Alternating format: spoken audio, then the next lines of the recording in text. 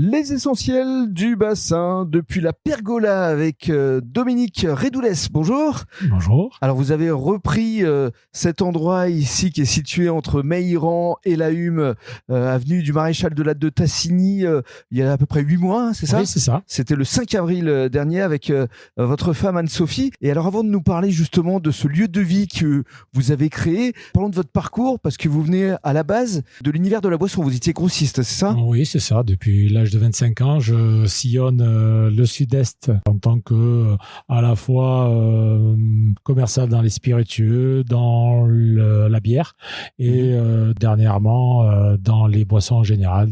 Je suis un grossiste dans le sud-est. Voilà, vous avez pratiqué pendant un peu plus de 25 ans, on va dire. Et qu'est-ce qui vous a attiré ici sur le bassin d'Arcachon et plus particulièrement sur Gujan-Mestras ? On va dire les huîtres et le vin blanc. Ce sont de bonnes raisons.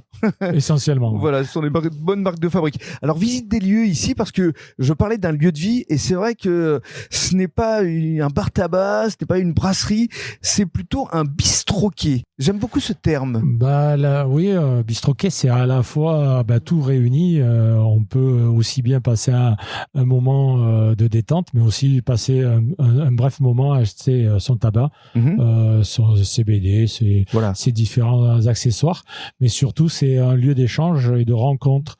Et c'est l'âme d'un bistroquet, c'est l'âme des anciens bistrots comme on a connu auparavant chez nos parents, grands-parents. Voilà, on échange, on partage. On échange, on partage, c'est la base de cette affaire. Absolument. Donc, vous faites librairie, livres, tabac, épicerie fine, cave à vin également, cave même à cigares. Bref, il y a une offre assez diversifiée. Oui, aujourd'hui, nous sommes dans un quartier assez dynamique en termes de nombre d'habitants, mais on s'est rendu compte qu'il y avait un besoin croissant d'aller chercher de nouveaux produits pour répondre à aujourd'hui des attentes des gens du quartier. Donc, on rajoute sans cesse des produits, tout le temps des nouveautés pour justement répondre à cette demande. Et vous proposez de la restauration également toute la journée avec notamment des tapas, charcuterie, fromage. Oui, aujourd'hui, on propose essentiellement des gammes charcuterie, fromage, pain con tomate comme on peut trouver en Espagne, du sandwich sur de la base de froid parce qu'on n'est que deux avec ma femme, donc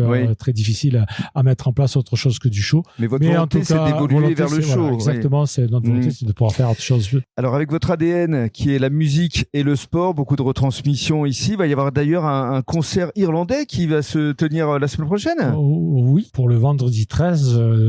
Quoi de mieux d'aller chercher le Shamrock directement, l'Irlandais, l'homme d'Irlande, pour nous faire cette animation. Et puis on va jouer au jeu en même temps, c'est vendredi 13. Exactement. Et puis on ne sait jamais si on a un gros gagnant à la pergola, ça serait bien.